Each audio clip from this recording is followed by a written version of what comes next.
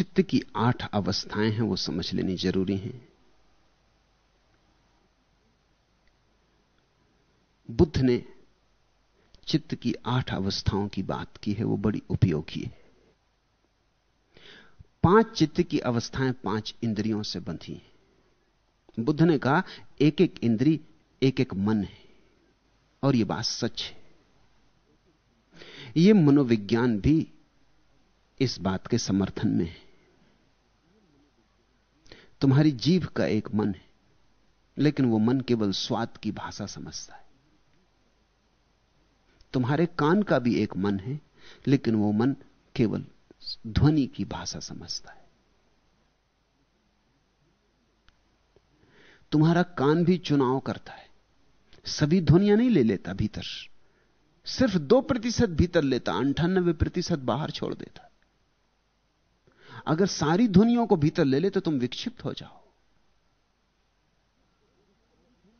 तुम्हारी आंख भी सब नहीं देखती, सबको देखने लगे तो तुम मुश्किल में पड़ जाओ। चुनाव करती, वही देखती है जो देखना चाहती, वही देखती है जो देखने योग्य है, वही देखती है जिसमें कोई प्रयोजन है। और तुम इस बात को अनुभव कर सकते हो कि तुम्हारे अपने अनुभव से भी यह बात सिद्ध हो जाएगी। जिस दिन तुमने उपवास किया उस दिन भोजन ज्यादा दिखाई पड़ेगा, बाहर भी और भीतर भी। आंख बंद करो तो भी दिखाई पड़ेगा, आंख खोलो तो भी दिखाई पड़ेगा। हेनरिक हेन ने कहा है कि मैं एक दफा जंगल में 3 दिन के लिए भटक गया और रास्ता ना मिला। फिर पूर्णिमा का चांद निकला तो मैं चकित हुआ। जिंदगी में मैंने बहुत सी कविताएं लिखी, चांद पर बहुत कविताएं लिखी। कवियों को चांद से पुराना संबंध रहा है। तो सदा मैंने चांद में कभी अपनी प्रेयसी का बिंब देखा, कभी परमात्मा की छवि देखी, और क्या क्या नहीं देखा। मगर 3 दिनों को भूख के बाद जब चांद निकला तो मैंने देखा एक सफेद रोटी आकाश में तैर रही। मैं खुद भी चौंका कि यह कौन सा प्रतीक है, यह किस कविता में आता है, सफेद रोटी आकाश में तैर रही। मगर 3 दिन का भूखा आदमी और क्या देखेगा। 3 दिन के भूखे आदमी की आंख सिर्फ रोटी की तलाश कर रही, हर जगह उसे रोटी दिखाई पड़ेगी। तुम वही देखते हो जिसकी जरूरत है। छोटे बच्चे कुछ और देखते हैं, उनकी जरूरतें अलग हैं। जवान कुछ और देखते हैं, उनकी जरूरतें अलग हैं। बूढ़े कुछ और देखते हैं, उनकी जरूरतें अलग हैं। आंख के पास एक मन है जो पूरे वक्त अनुशासन देता रहता है। इसलिए अक्सर ऐसा हो जाता है कि बूढ़े और जवान आदमी में बातचीत नहीं हो पाती, बातचीत मुश्किल हो जाती, क्योंकि जवान कुछ देखता, बूढ़ा कुछ देखता है। जवान कहता आह कितनी सुंदर स्त्री, और बूढ़ा कहता क्या रखा, हड्डी मांस मज्जा। दोनों की बात में मेल नहीं पड़ता। जवान कहता कहां की बात छेड़ दी, कहां की अभद्र बात छेड़ दी, इतनी सुंदर स्त्री और तुम्हें मांस मज्जा दिखाई पड़ रही। और बूढ़ा कहता कुछ नहीं है सौंदर्य में, मलमूत्र भरा है भीतर, चमड़ी पर है सौंदर्य, सब आकृति है और कुछ भी नहीं है। बूढ़े के देखने का ढंग बदल गया है। असल में बूढ़े की आंख ने एक नया मन विकसित कर लिया जो जवान के पास नहीं है।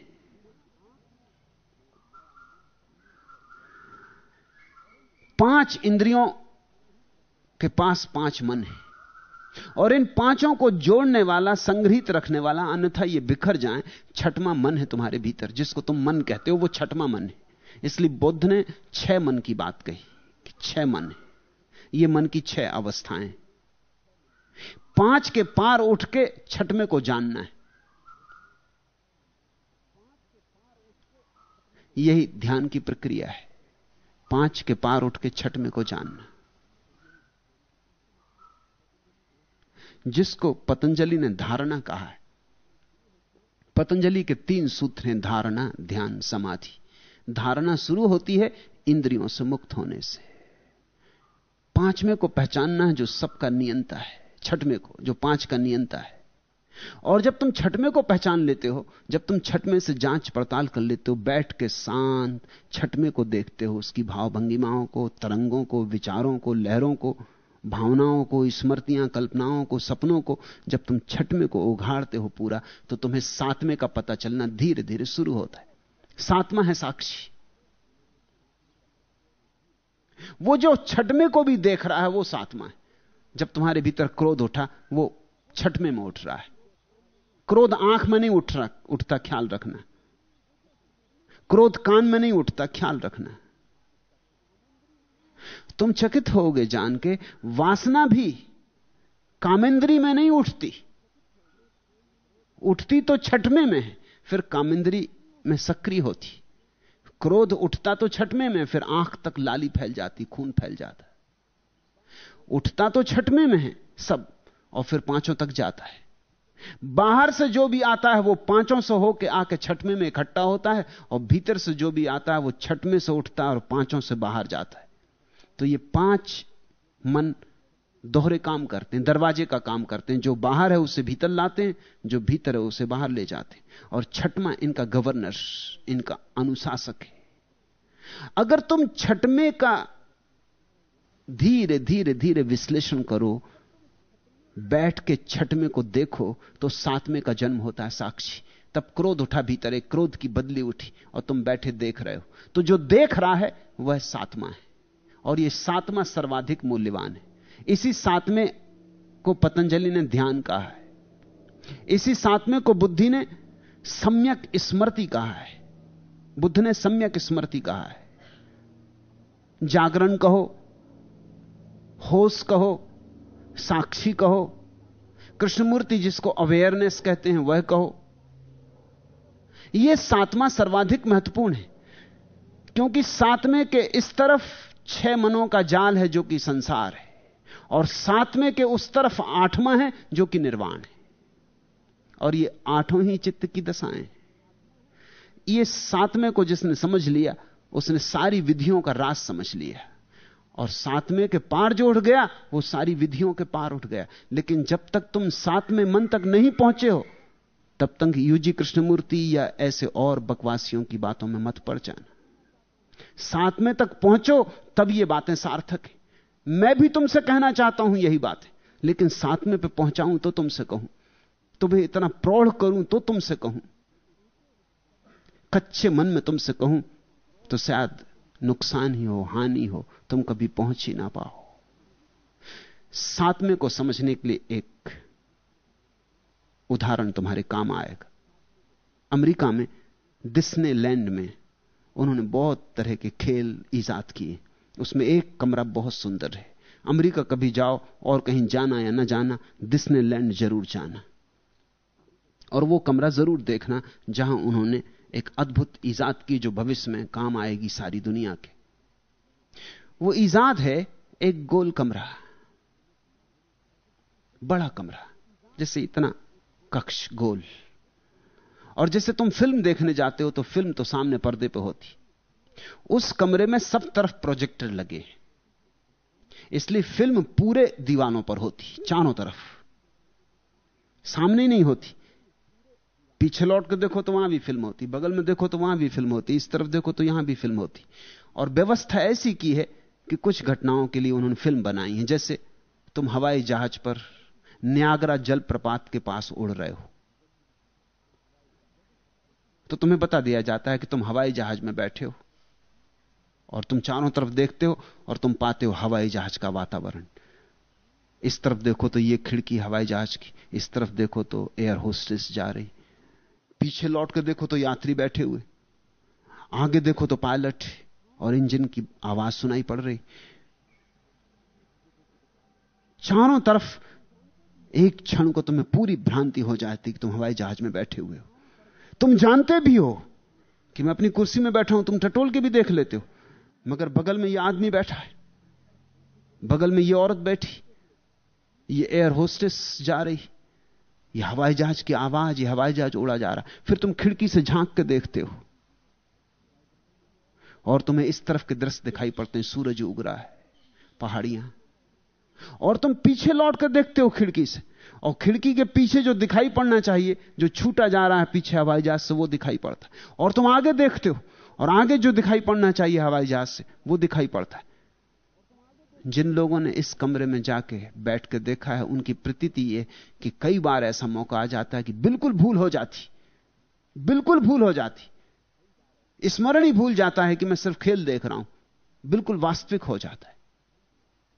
हालांकि किसी मन के कोने में यह याद भी बनी रहती है कि सब खेल, सब दीवालों पर फिल्में चल रही। यह 7वीं दशा है जहां नीचे 6 मनों का खेल चल रहा है, और 7वीं दशा जहां खेल चल रहा है यह भी दिखाई पड़ रहा है, और धीमी सी यह भी स्मृति बनी कि यह सब खेल है, मैं देखने वाला हूं, मैं दृष्टा हूं। जो व्यक्ति 7वें में प्रवेश करता है उसके सामने 2 बातें हो जाती। एक तरफ 8वां साक्षी की परम अनुभूति, और दूसरी तरफ 6 का जाल, संसार और निर्वाण के बीच में खड़ा हो जाता है 7वें मन में जो खड़ा होता है। एक क्षण को यह भी याद आ जाती कि हां मैं अलग हूं। तुम बैठो कभी शांत होकर, क्रोध आया, वासना उठी, देखो जरा गौर से, समझ लेना डिज्नीलैंड में बैठे हो, मन के पर्दे पर सब सारे खेल चल रहे हैं। एक क्षण को ऐसा लगेगा कि हां मैं देखने वाला, ये मैं नहीं हूं, ये क्रोध मैं नहीं हूं, मैं सिर्फ देखने वाला हूं, ये सिर्फ मेरा सपना है जो मैं देख रहा हूं। लेकिन फिर भूल जाएगा और क्रोध तुम्हें पकड़ लेगा, उसका धुआं तुम्हें जकड़ लेगा और तुम भोगता हो जाओगे, करता हो जाओगे, फिर सरकोगे, फिर हो जाओगे। ध्यान की यही कसमकस है, ध्यान का यही संघर्ष है कि ध्यान में याद भी बनी रहती साक्षी की और भूल जाती। जब भूल जाते हो तब तादात्म्य हो जाता है नीचे लोक से, जब याद आ जाती तादात्म्य हो जाता ऊपर के लोक से। 7वीं अवस्था को पहुंचाने तक विधियों का उपयोग है, साधनाओं का, योग का, ध्यान का, पूजा अर्चना का, मंत्र का, यंत्र का, तंत्र का, सबका उपयोग है 7वें तक पहुंचाने। और 7वें के बाद सब छोड़ देना है, 8वें पे ध्यान करना है। 8वें तक कोई विधि नहीं जाती, 7वें तक सब विधियां ले जाती। अब तो सिर्फ साक्षी, जिसको कृष्णमूर्ति चॉइसलेस अवेयरनेस कहते हैं, विकल्प रहित साक्षी, कोई चुनाव नहीं, चुपचाप इस साक्षी भाव में प्रवेश हो जाना है। जब तुम इतने साक्षी भाव में प्रविष्ट हो जाओ कि एक क्षण को भी भ्रांति पैदा ना हो तादात्म्य की, तो तुम 8वीं अवस्था में पहुंच गए। यही निर्वाण, यही मोक्ष, यही कैवल्य। अगर इस 8वें तक जाना हो तो विधियों का उपयोग करके 7वें तक पहुंचना, और फिर 7वें में विधियों को त्याग देना। लेकिन जो लोग सुन लेते हैं किसी से, जैसे कृष्णमूर्ति से सुन लिया यूजी कृष्णमूर्ति ने, और आके लोगों को समझाने लगे, उन्हें कुछ भी पता नहीं वो क्या कर रहे हैं। ध्यान रहे, इस जगत में जो लोग बिना जाने लोगों को समझाने लगते, उनसे बड़ा अहित और कोई भी नहीं करता। हत्यारे भी नहीं करते, क्योंकि हत्यारे तुम्हारा शरीर काट सकते हैं, तुम्हें नहीं काट सकते। लेकिन इस तरह के लोग तुम्हारी आत्मा को विकृत कर सकते हैं। ये तुम्हें ऐसी भ्रांत धारणाएं दे सकते हैं कि तुम जहां हो वहीं के वहीं रह जाओ, जो हो वैसे के वैसे रह जाओ। तुम अभी 5 इंद्रियों में भटके हो, 6वें पर भी नहीं पहुंचे। मंत्र तुम्हें 6वें पर पहुंचा सकता है। फिर 6वें पर पहुंच गए तो सम्यक स्मृति, सम्मा सती तुम्हें 7वें पर पहुंचा सकती। फिर 7वें पर पहुंच गए तो सबका विसर्जन, उसके आगे कोई विधि नहीं जाती, उसके आगे कोई उपाय नहीं जाता, उसके आगे कोई गुरु नहीं है, कोई शिष्य नहीं है, उसके आगे बस शुद्ध चैतन्य है।